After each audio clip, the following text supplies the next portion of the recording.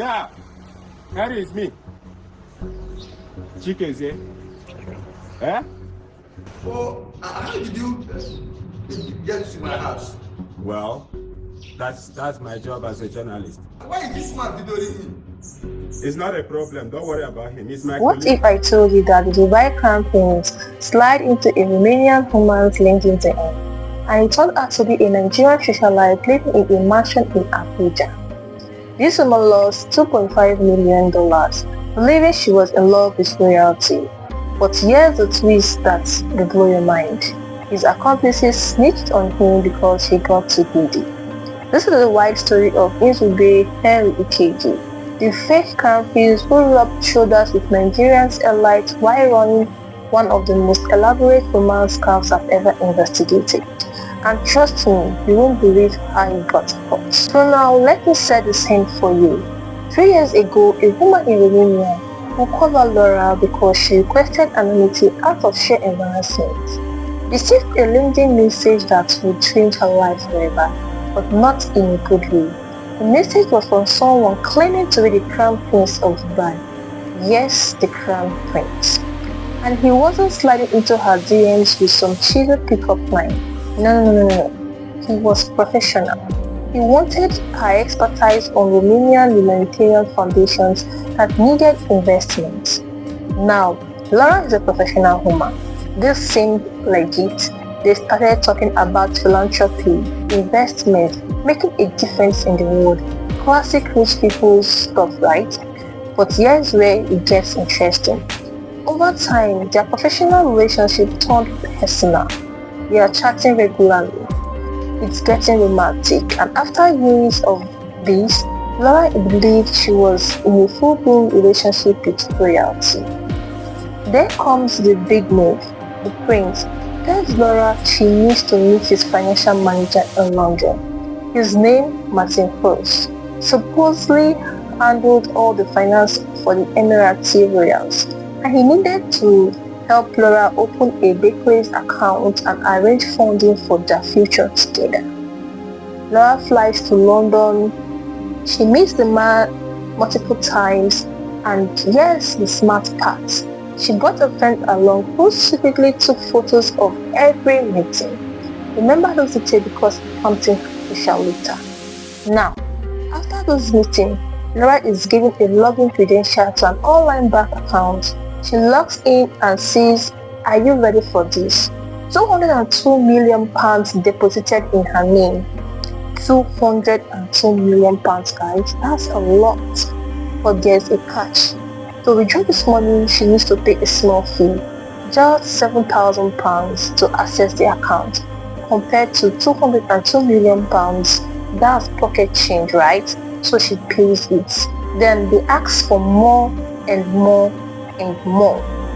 By this point, Laura had already wired hundreds of thousands of dollars to the prince over the years. The £7,000 seems like nothing, so she kept paying. Every time she tried to access the £202 million, there was another fee, another tax, another processing charge, another requirement. Before she knew it, Laura had already paid $2.5 million. That's over 3 million euros in total. All to access money that didn't exist. The account completely fake, doctored, zero actual funds. But here's where the story takes a crazy turn. Back in Nigeria, the mastermind behind this crime, Nzube Henry Ikeji, was having problems. I mean, big problem. See, he wasn't working alone. He had accomplices, and they were fighting over how to steal Laura's money. According to the investigations by the Organized Crime and Corruption Reporting Project, the OCCRP, Ikeji had become too greedy. He wanted a bigger cut. His partner wasn't having it. So what did they do? They exposed him. A man named James Patrick Nomoe contacted Laura claiming to be the financial advisor.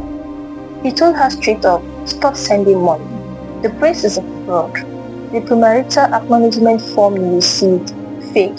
You've been scammed out of 3 million euros. Then Matty Crooks, the financial manager she met in London, also reached out with an absolutely wide message. He told Laura she was under an African magic spell cast by the fake prince I'm not making this up. He literally wrote African magic juju and voodoo he has used on you to make you believe he was a real prince to marry you.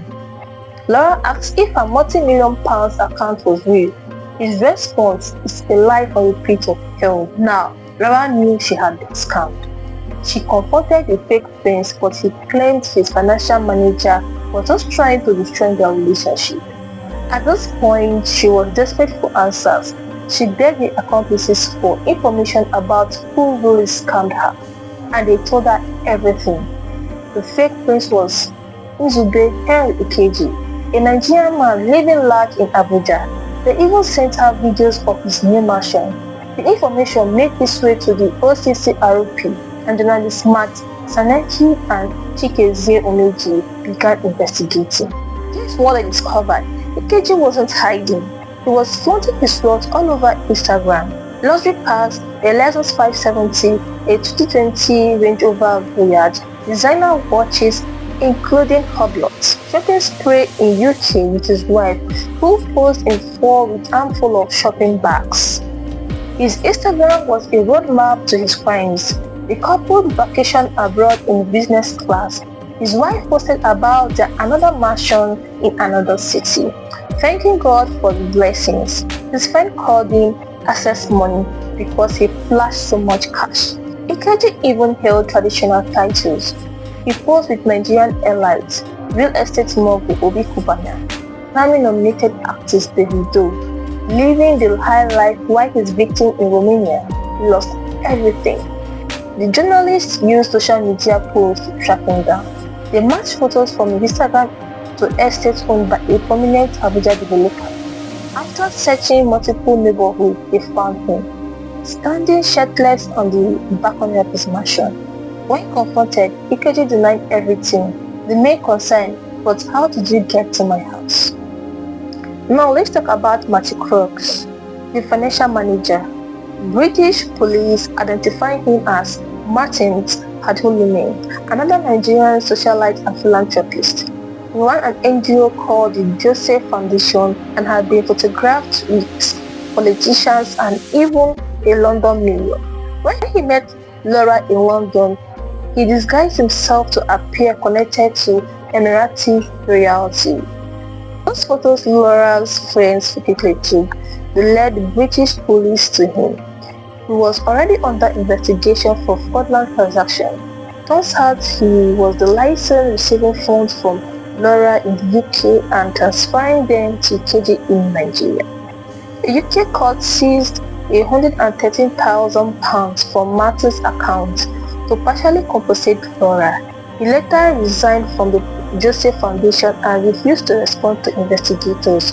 Both men claimed innocent. Ikeji said the international transfer were donations to his foundation. Martins went silent. As of now, neither have been charged, though both the UK and Nigerian government confirm ongoing investigations. Let me tell you what made the story disturbing.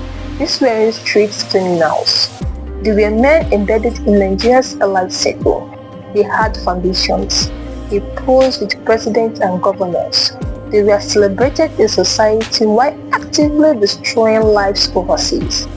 Lara lost over $2.5 million. That's life-changing money. And she probably not the only victim.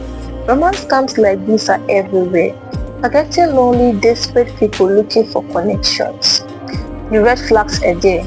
Unsolicited contact from royalty, requests for money, too good to be true bank accounts, but scammers are sophisticated. They build trust over years. They make you believe. Here's my message to you.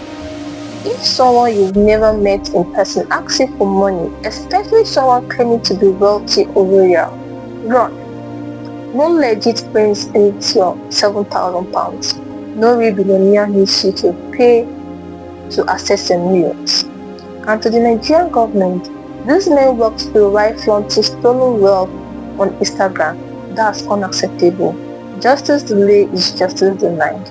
If you found this story as wide as I did, smash that like button, share the video to warn others about romance scams, and subscribe for more deep dives into the world's craziest fraud cases. Drop a comment below. What would you do if you discover you've been scammed like this? Until next time, stay safe online, and remember, if it seems too good to be true, it definitely is.